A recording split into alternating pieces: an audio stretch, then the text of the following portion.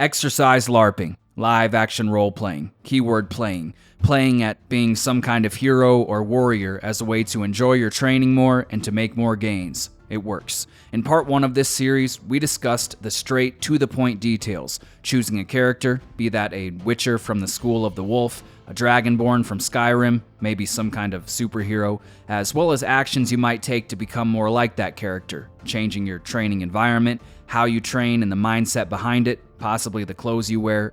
In part 2, we discussed the power of unattainable goals and how the pursuit of a goal might be more meaningful than reaching one, and also how always chasing your goal with the idea that it is attainable, even when it probably isn't, allows that goal to grow in mystery and wonder, and in turn makes your life more mysterious and wonderful. Today in part 3, I'd like to hit the topic from a slightly different angle.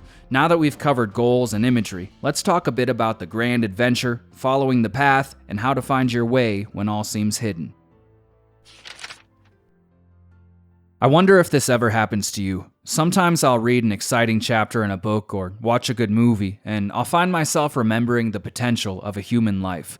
I'll see the characters on screen or in my mind and think, look at them, doing things. Important things. I am existing in exactly the same way they are, as a person, and yet compared to them, I get the sinking feeling I'm hardly living at all. I mean, see, they're really doing things, and I'm sitting here. The warrior farmer sets sail on the stormy sea in search of gold and plunder in battle. The band of mercenaries and the hired hero at the head slowly scan the wild forests for bandits.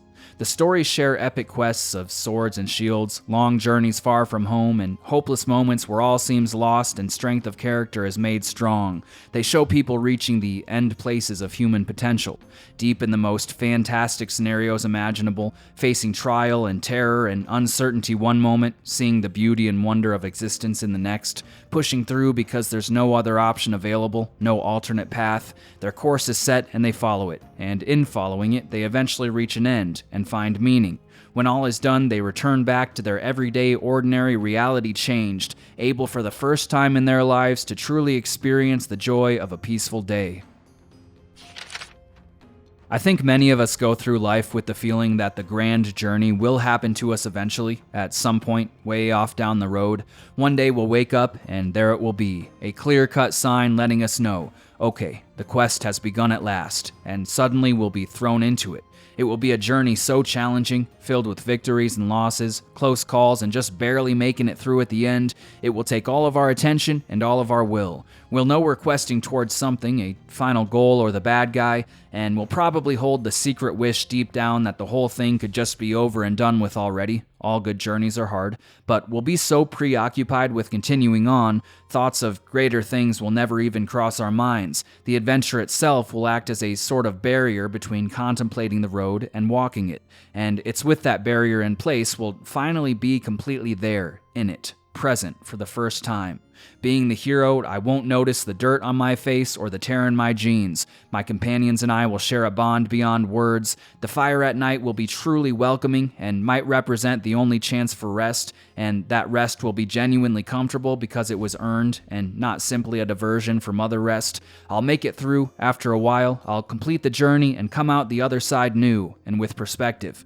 After so much struggle, the opportunity for a quiet and gentle day will be the greatest treasure. I might look up at the night sky stars and truly see the beauty, rather than looking as someone who accepts it but deep down believes he hasn't yet done enough to earn his sight. Someone who thinks, those are great. I can't wait until the day I make it where I'm trying to go, and looking up will fill me with wonder like I believe it should. When I one day complete the journey, then I'll be someone who can take it all in. The scent of the forest floor pines after a morning rain, the sounds of birds and the distant mountain wind, the sight of dawn's blanket brightening the world and making way for shadow. One day I'll get there. I'll take it all in without thinking about taking it in, and in doing so, I'll know it. In knowing true fear, I'll know peace. Through trial, I'll gain perspective, and in experiencing the darkness, I will come to know the light of candles and the brilliance of the sun. It's fun imagining a scenario like that, something so clear-cut. The truth is, though, the journey, life, it probably won't ever show itself in that way. No letter in the mail inviting us to magic school, no legendary sword of truth. We likely won't wake up one day to find a robed man on our front porch insisting we follow him and learn to use the Force. And if we do ever find ourselves in that scenario, well, that very well might turn out to be quite the adventure, though probably best to stay away from dark alleyways, old railway cars, or abandoned buildings in that one. Even so, even accepting we probably won't suddenly one day end up on that epic medieval fantasy quest, I don't think the desire for it ever truly leaves. I know we all believe we're meant for something more than 8 to 5 and doom scrolling. We go through life as realists, or pretending to be, because we've been told that's what's right. All sense of our dreamer's clarity slowly soaked in bleach and turned white as the years go by. It is there, though, that dreamer's disease, and it cannot ever become fully died. You know I'm right. You feel it sometimes in those small moments. Every once in a while you come up for air, just a little bit, just the slightest amount, a small ripple in the water as your lips break the surface, enough for one shallow, half-taken breath of still winter air. There are those times when maybe you feel the faintest wild call of something out there, something magic and foreign, tree sorcery and the vibrations of rocks, ancient deity and the sacred ground of groves. For the briefest of moments, you might have just one faint glimmer of feeling, rope cast down to you almost near enough to reach, like you might actually grab on and connect with something meaningful. You remember that you could be climbing mountains and sailing oceans and smelling trees so close, and then the feeling fades and the day goes on, as it does. No, the adventure probably won't happen to us, but it must happen nonetheless. It must. You know it to be true, and that means we must seek it out ourselves, create it if need be, and that's actually okay. While maybe it is a bit sad we can't go explore past times or other worlds, if we accept that the adventure is something for us to find, that unlocks the door for possibility. It means rather than being some far-off, distant, abstract, maybe thing, it's real, and if it's real, we can do something about it. So, abstractions aside, what's one supposed to actually do? How do you follow the path? How do you find the grand adventure if you don't know what you're looking for? And how are you supposed to begin when you don't even know where to start? Well, first, here's the answer I'd like to give. Seeking the journey is the journey. Holding a gateway to the universe and the answers to all questions in the palm of your hand is already a reality more unlikely and fantastic than even the most magical of medieval magicians might conceive of in his wildest road-weary dream. You are on the journey now, and you always will be, and there's no helping it. You've just become so caught up in everything you got carried away and forgot. The thing you seek, losing yourself completely in something wild, is something you already have, and will always have. That answer isn't likely to help though, so how about something a bit more grounded? How are you supposed to find the grand adventure? I believe it all starts with accepting that the path can be anything. It can come in any shape and form, and it doesn't necessarily need to be epic to be considered grand. Evil magician not required. All that matters is that it's a path you find worth following, and most importantly, it needs to be a path that fills you with a sense of urgency. Urgency. Everything from here on out will be tied to it, because it's the only way to ever truly embrace the essence of the hero. It's that uncuttable golden thread. Here's why. Look at the storybook protagonist, thrown into an epic adventure where it's either stop the evil sorcerer or watch the world die, and there's no question of purpose. With that making up the background of everything, every moment of every day will be put towards completing the task and vanquishing the villain.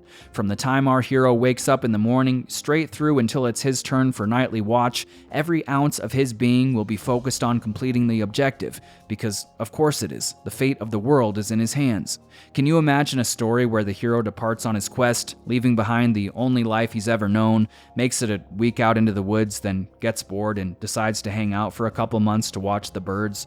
That wouldn't happen. The hero wouldn't even consider it a possibility. His threat is tangible, so he continues his quest, moving as quickly as he can, because he knows continuing on truly matters. Urgency. I believe that's the barrier between us and those heroes from legend. It's the missing link. Very unlike the medieval age or wherever a fantasy quest might take place, life now is honestly pretty easy. Perhaps less fulfilling, perhaps a bit dull in some ways, but easy nonetheless. More than ever before, we have the unique option to coast, to fall into our daily routine and sit by idly on the sidelines watching as the world passes us by.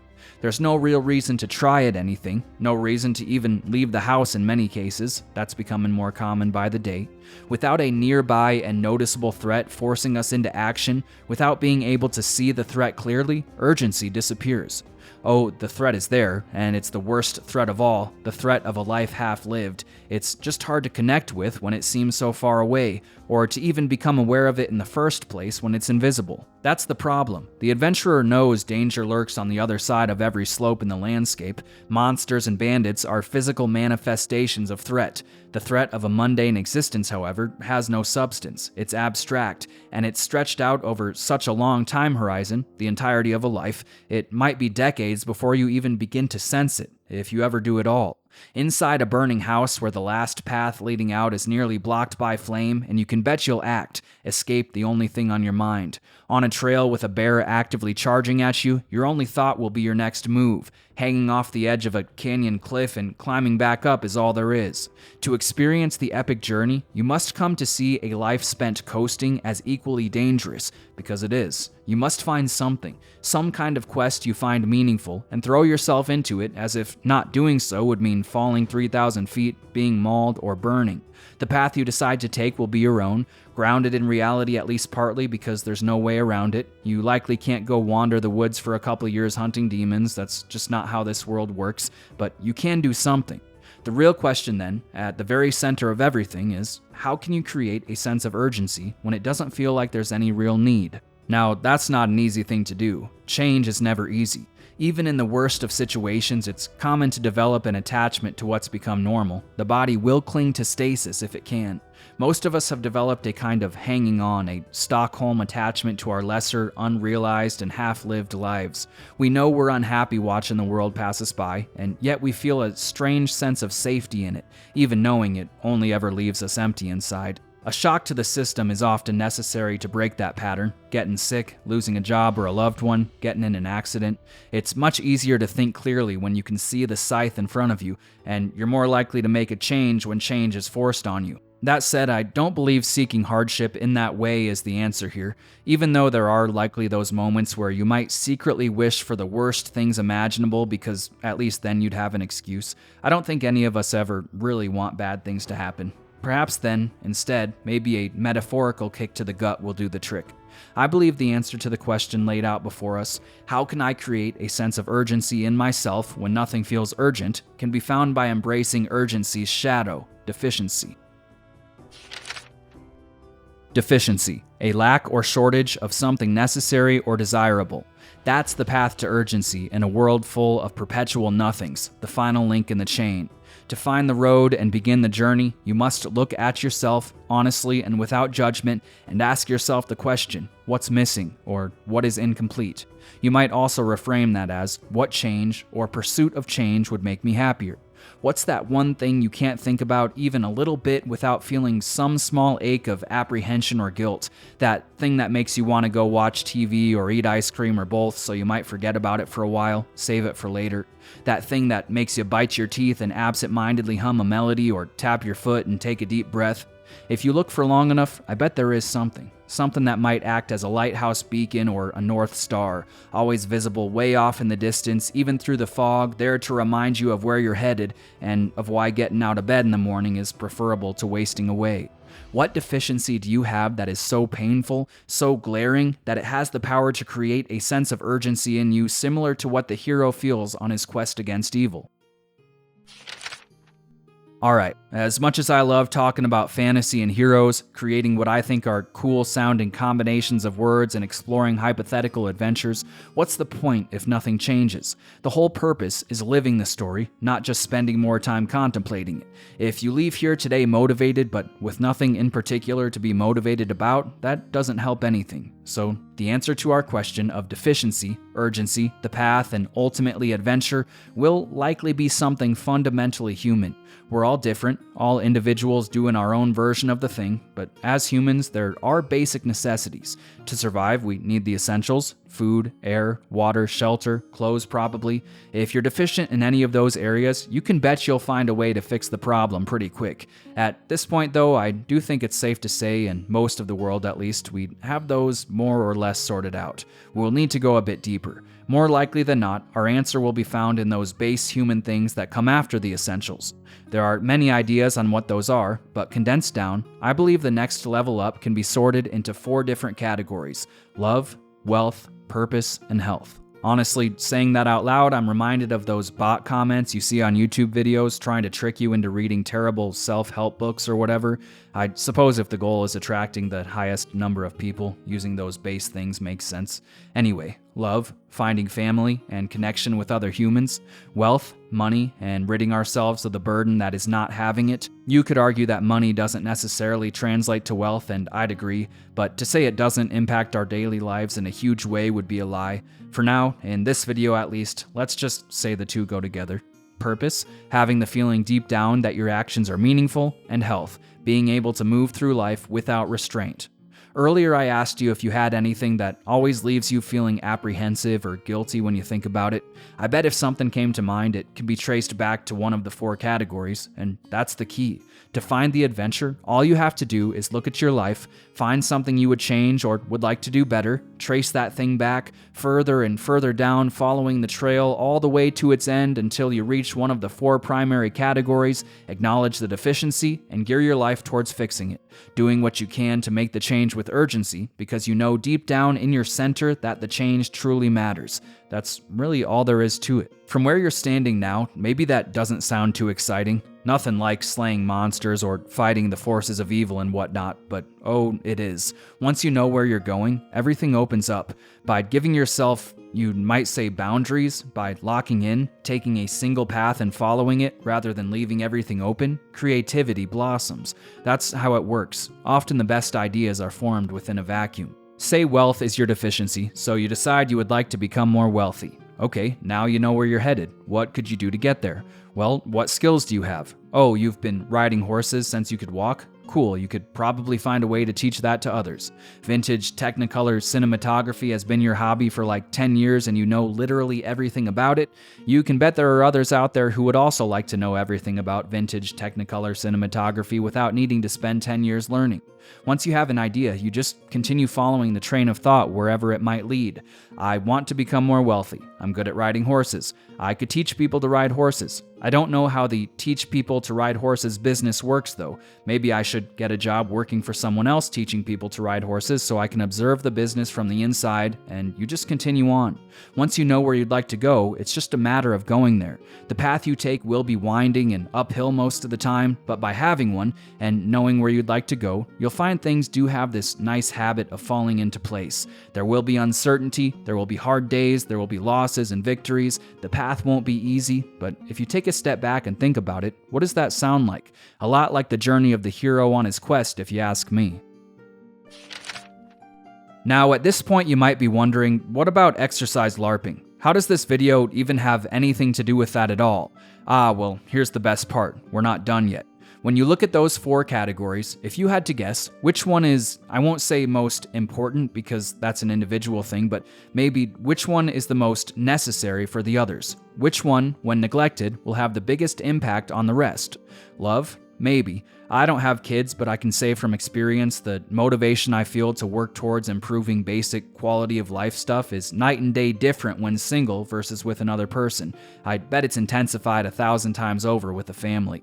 Maybe it's just me, but I never really care about things for myself. I'm completely content never spending a single dime when it's just me. If given the chance, I'd gladly just head outside and walk around the yard with my dogs, like a dog, carefree and content to be in the dirt all day. Having someone else to work for, though, someone to provide for, it changes the game completely. I bet it's like that for a lot of guys. Love will drive you to bigger and better things, that's for sure. Still, though, a life can continue on without it, though it may feel a bit empty. Wealth? If we're talking about money, almost all of us are somehow managing without much of it already. Having more would be nice, but clearly the other categories won't break without it. Purpose? Part of me wants to argue for this one. Going through life feeling as though your actions are pointless is a rough place to be and can lead to all kinds of problems. But again, I think a very large majority of people do go through life that way, and somehow they continue on. That leaves the last, health. I believe this is the base necessity, the place where any deficiency should be attacked now with maximum urgency, with the complete focus of one actively charged by a wild bear, because without health, everything else falls apart, or might not even start to begin with. Let's apply it to the other categories. Love. First off, if you're super unhealthy, the odds of finding someone to spend your life with and to start a family with are much lower. As disheartening as it may be, attraction is a big part of the equation, and it probably won't matter how great your personality is if you struggle getting up off the couch. And if you do have a family, how will you care for them? How will you work towards improving their lives if you're only just barely making it through your own because you're sick all the time? An intentionally unhealthy provider will always be a suboptimal one. I'm talking willingly unhealthy here, of course, knowingly making choices that negatively impact health when there's an obvious alternative available. Wealth. You can become wealthy as an unhealthy person. In fact, many of the quote success stories of those who get rich involve a period of extreme imbalance where health is set aside in favor of working more. And yet, that often misses the point. Real money requires critical thinking and action, and that becomes infinitely harder with a broken body.